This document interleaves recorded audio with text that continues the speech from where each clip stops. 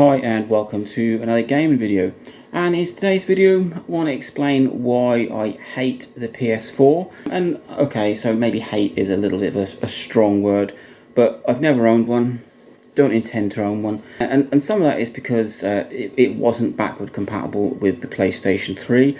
Absolutely love the PS3, it's a fantastic console, really got me back into gaming, which you will see in a previous video, and it would have meant that I would have lost all of my games. I couldn't take them with me, and I wasn't interested in that, so I just stopped. I'd never upgraded to a PS4.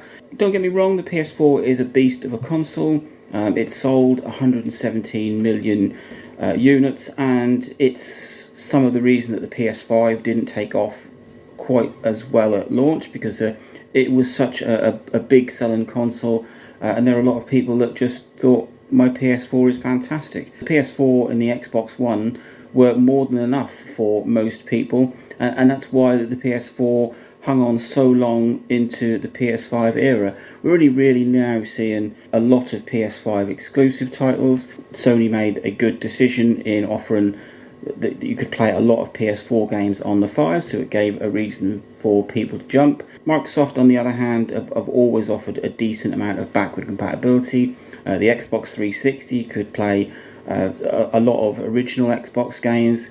The Xbox One could play 360 and these original Xbox games, and the same with the Series X. You can span that back 4 generations. So they kind of eased people with the whole backward compatibility and losing your entire game collection. But with the PS4, no, that is the main reason I never got any further in the PlayStation lineup than the PS3, because it would have cut my vast collection of games, and I had 100-200 games for the PS3 which I just wouldn't have been able to play. Had I been offered backward compatibility with the 4, I would have quite easily bought one. My kids have had PlayStation 4s and they think they're great, and so be it for them, but for me, no. I just couldn't get into the whole PlayStation 4 era. This era really kind of defines what I would call modern gaming. It was slowly introduced with the PS3 and the Xbox 360, but when we got to the PS4 and the Xbox One era, that is what I would class as modern gaming, and all the things that I don't like. So paid for online services, you needed to pay a subscription each month to be able to play these online games. Digital downloads, downloading your games off of the store, that was introduced with the PS3, but it really took off with this 8th gen, I think they're 8th gen consoles. And then you've got huge updates. A massive bugbear with me is when you buy a game and then you bring it home and then it's got to be updated, and you're, even with decent speed internet, you're talking hours for it to be updated. Something that the PS3 did, but not in any great scale. And then you've got this whole era of free games with in-game purchases, which cost you an absolute fortune. That's the gen of the PS4 and the Xbox One, and I never got into it.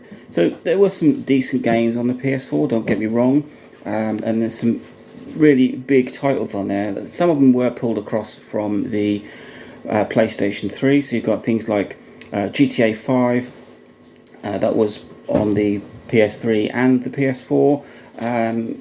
Call of Duty Ghosts, that was on the PS3 and then also brought out on the 4. Wolfenstein New Order. These are all games that were, I think, launched on both systems. I'm not talking about remasters here, I'm talking about games that were released on the 3 and the 4. There were a number of remastered games, so you've got things like The Last of Us, an absolutely fantastic PS3 game which was remastered on the 4. I think it was also remastered on the 5. And things like Burnout Paradise, a fantastic PS3 game remastered onto the PS4 and the Switch for that matter.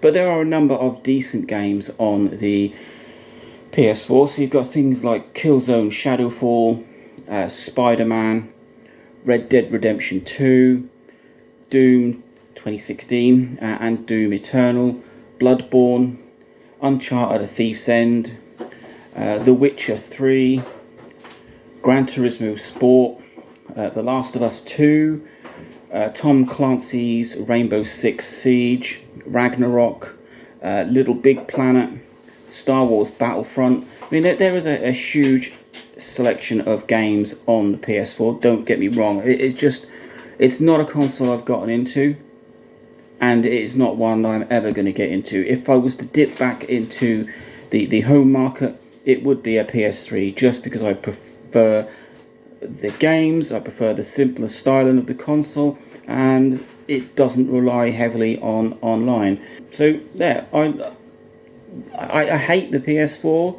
and I hate it for a number of reasons, but the main reason I hate it is because it cut off the PlayStation 3. But like I said, there are other reasons it's the start of what I would call modern gaming, where it relied too heavily on paid-for services and unfinished games that you'd have to be patched when you got home. Or because I don't actually spend that much time gaming, you'd turn a console on after a few weeks of it not being on, with the idea of, oh, I've got half an hour, I'll just have a bit of a bash on this. But you can't, because your games need updating because of the new update. So that really did start with the PS4 and the Xbox One, but I've never really been in the Xbox market. I do like their backward compatibility offering, and it's something that Sony really should have listened for. They did it with the PS2, that could play PS1 games. They did it with the PS3, some of them could play PS2 games, all PS3s could play PS1 games. When they brought out the PS4, that was it. It couldn't play PS3 games. They didn't offer them as like a PS4 patch that you could then play them. They just cut the PS3 off altogether, and that is something I have never gotten over. So I don't like the PS4. It's a good console. It has some good games, but I just don't like it. It's modern, and it's Sony's ethos of just sort of cutting off customers. They did it with the Vita when they went from the PSP to the Vita. Whole new system. There were some games on the Vita store, or some PSP games on the Vita store, but you had to re-buy them. So that's not me. With the PS5, I think they kind of learnt their lesson by offering, allowing PS4 games to run on the PS5. But there we go. I don't like the PS4, and that is why. Let me know what you think of it. Like I say, it's a powerful, decent console with good games. If you were starting your PlayStation journey, that's fantastic. But it cut off the PS3, and it brought in far too many modern gaming features, and I don't like it. Like, subscribe, enjoy.